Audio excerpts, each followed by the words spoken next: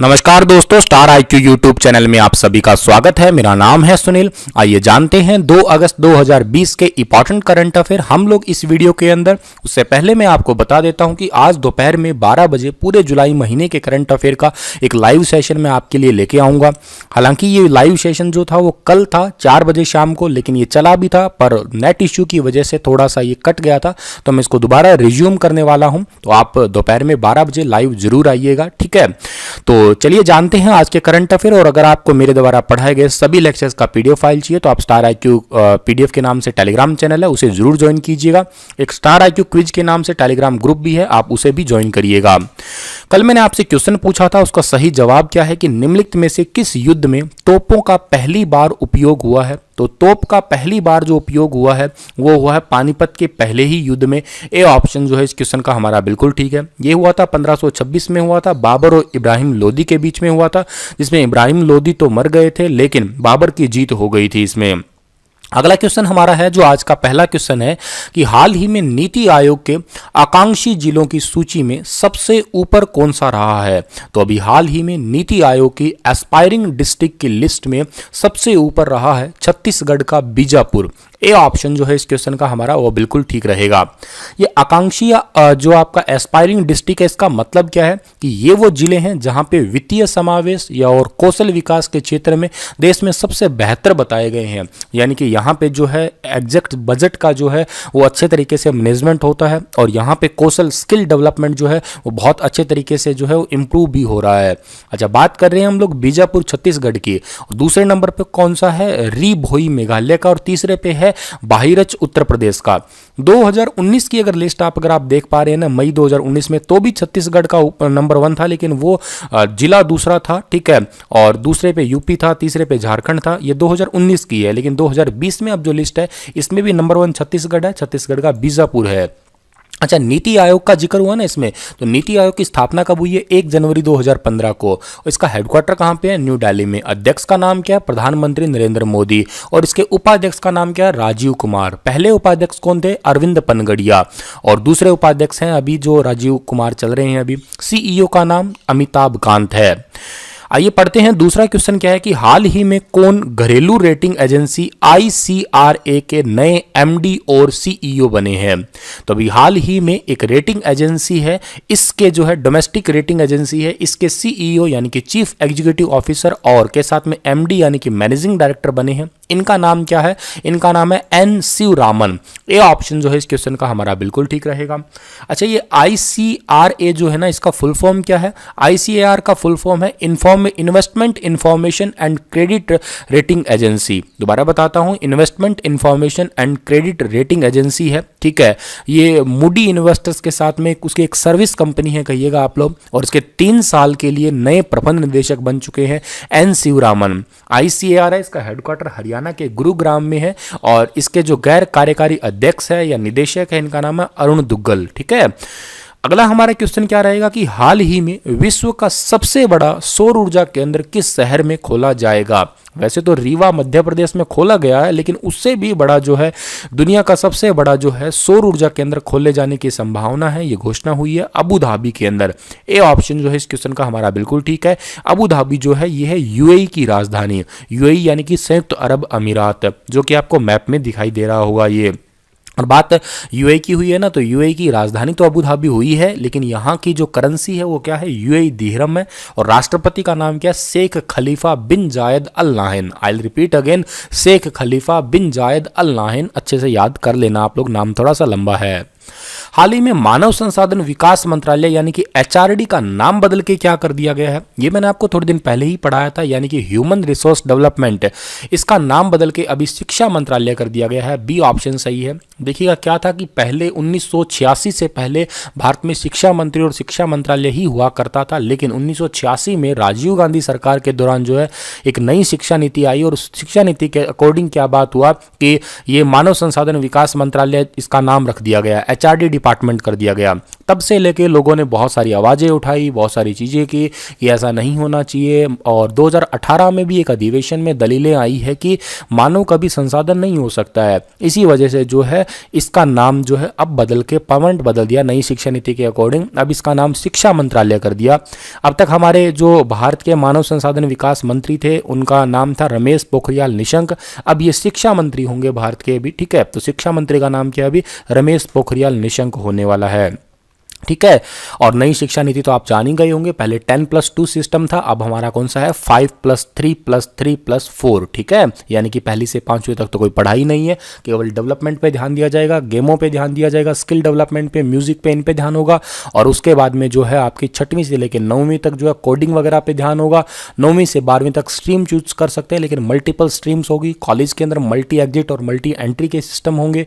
ये सारी नई एजुकेशन सिस्टम आ चुका है हमारे इंडिया में।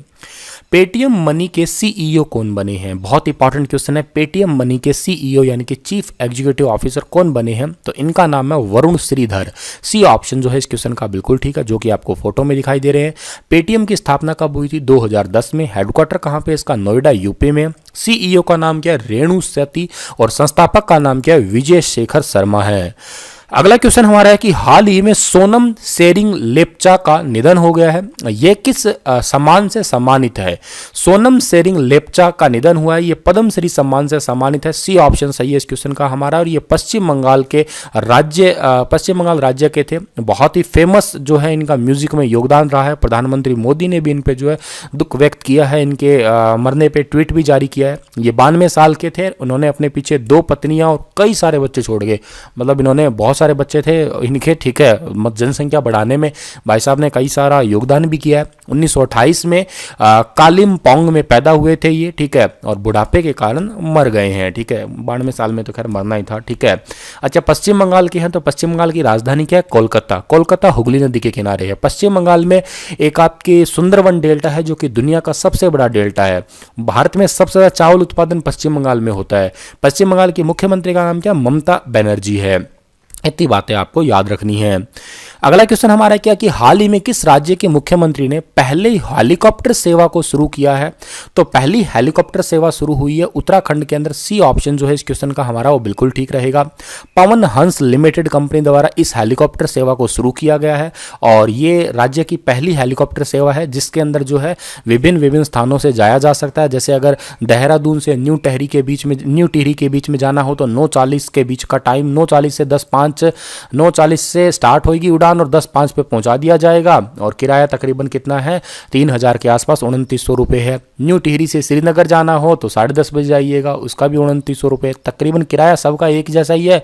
और ये जो है उड़ाने अलग अलग, न्यू टिहरी से श्रीनगर, श्रीनगर से आपके गौचर है, फिर श्रीनगर के न्यू टिहरी है, ये आपस में इंटरनली। और इसके अलावा और भी स्टार्ट की जाएगी नैनीताल वगैरह पे, गैरसैंण वगैरह पे, और जगह पे भी आने वाले टाइम में स्टार्ट करी जाएगी ये उड़ानें। उत्तराखंड के जिक्र हुआ है तो उत्तराखंड को मैप में पकड़िएगा आप लोग, वो बैठा उत्तराखंड। और उत्तराखंड की जो स्थापना हुई है 9 नवंबर 2000 को हुई है। राजधानियां 2 है, एक देहरादून है, एक गैरसैंण है। मुख्यमंत्री का नाम त्रिवेंद्र सिंह रावत है, जो कि बीजेपी पार्टी से है। राज्यपाल है बेबी रानी मौर्य। उत्तराखंड के उच्च न्यायालय के मुख्य न्यायाधीश का नाम क्या, रमेश रंगनाथन।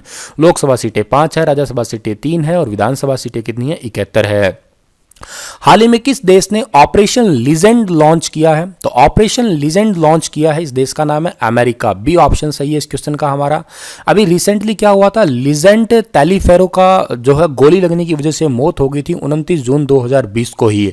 ताकि अब अमेरिका के अंदर जो है उसके बाद में हिंसक मामले ना बढ़े, लड़ाई दंगे ना बढ़े, ठीक है, इन ऑपरेशंस को रोके जाने के लिए जो है ऑपरेशन लीजेंड जो है वो शुरू किया है, ताकि जल्दी से जल्दी जो है इन चीज़ों पर काबू पाया जा सके। और आने वाले टाइम में आप सभी को पता है ना, इलेक्शन भी होने वाले हैं, तो डोनाल्ड ट्रंप सरकार ने जो है ये निर्णय लिया है ताकि हिंसक भावना जो है या हिंसक विरोध वगैरह जो है वो ज़्यादा ना बढ़े। अब बात अमेरिका की हुई है तो मैप में अमेरिका को देखिएगा आप लोग। अमेरिका की राजधानी क्या है, वॉशिंगटन डीसी है। करेंसी अमेरिकी डॉलर है, और राष्ट्रपति का नाम क्या है, डोनाल्ड ट्रंप है। अगला क्वेश्चन है हमारा 1 अगस्त से 7 अगस्त के बीच में विश्व भर में कौन सा सप्ताह मनाया जाता है? तो 1 अगस्त से 7 अगस्त के बीच में दुनिया भर में विश्व स्तनपान सप्ताह मनाया जाता है। सी ऑप्शन सही है इस क्वेश्चन का हमारा, ठीक है। अब स्तनपान मतलब है कि ब्रेस्ट फीडिंग वीक मनाया जाता है क्योंकि माँ का दूध दुनिया में सबसे अच्छा दूध माना जाता है एक बच्चे के लिए, उसके शुरुआती 6 महीने के लिए। उसमें बहुत सारे न्यूट्रिशंस होते हैं, ठीक है। और स्टार्टिंग के जब बच्चा पैदा होता है तो 4-5 दिन तक उसमें बहुत ज़्यादा कोलेस्ट्रॉल भी होता है जो कि बच्चे के सर्वांगीण विकास के लिए बहुत ही ज़्यादा मदद करता है। और जितने भी बच्चे होते हैं वो कुपोषण का शिकार नहीं होंगे अगर वो केवल 6 महीने तक माँ का ही दूध पिए और कुछ खाए ना, कुछ भी ना दिया जाए बाहर से, केवल माँ का दूध दिया जाए। उसमें हर वो चीज़ होती है जो बच्चे को चाहिए होती है, हर प्रकार के न्यूट्रिशंस, विटामिन सब कुछ उसमें पाए जाते हैं। तो ये इस चीज़ के लिए जागरूकता पैदा करने के लिए, ताकि बच्चों को ऊपर का ये बोतल वगैरह का, गाय का, भैंस का, बकरी का ये दूध ना पिलाएं पहले 6 महीने के लिए। इसी चीज़ के लिए जो जागरूकता पैदा करने के लिए ये दिवस या ये हफ्ता मनाया जाता है। हाल ही में किसने चीन जैसे देशों से कलर टेलीविज़न के आयात पर रोक लगा दी है? तो कलर टेलीविज़न पे आयात पे हमने रोक लगाई है, केंद्र सरकार ने रोक लगाई है। सी ऑप्शन सही है इस क्वेश्चन का हमारा, ठीक है। भारत का जो टीवी निर्यात करने वाले प्रमुख देशों की बात करूँ ना, तो एक तो चीन है, एक वियतनाम है, एक मलेशिया है, एक हांगकांग, कोरिया, इंडोनेशिया, थाईलैंड और जर्मनी। यहाँ से जो है टीवी का आपका जो है निर्यात चलता है। और भारत ने 2019-20 में $78.1 करोड़ के जो है रंगीन टीवी को आयात किया था। और वियतनाम और चीन से आयात पिछले वित्त वर्ष में जो है वो $42.8 करोड़ और $29.3 करोड़ जो है वो चीन से आयात हुआ था। तो ये बातें आपको याद रखनी है। बाकी ओवरऑल आपको इतना याद रखना है कि जो कलर टीवी है वो हमने बैन कर दिए हैं आत्मनिर्भर अभियान के तहत, ताकि इंडिया के अंदर ही जो है मेक इन इंडिया वाली चीज़ें ही सारी सारी यूज की जा सके। रिसेंटली चाइनीज़ ऐप वगैरह भी हम लोगों ने बंद की थी। इतने ही थे आज के करंट अफेयर। आपके लिए क्वेश्चन है कि दिल्ली सल्तनत के दौरान बरीद किसे कहा जाता था? समाचार वाहक या जासूस को, दुकानदार को, या व्यापारी को, या कलाकार को? डिटेल से बताइएगा दिल्ली सल्तनत के बारे में आप लोग कमेंट में। कल हाजिर होऊंगा लेटेस्ट अपडेट के साथ में, तब तक के लिए आप हंसते रहना, मुस्कुराते रहना। धन्यवाद। आज वीडियो लेट था, कल से आपको प्रॉपर सही टाइमिंग से वीडियो मिलने स्टार्ट हो जाएंगे। धन्यवाद।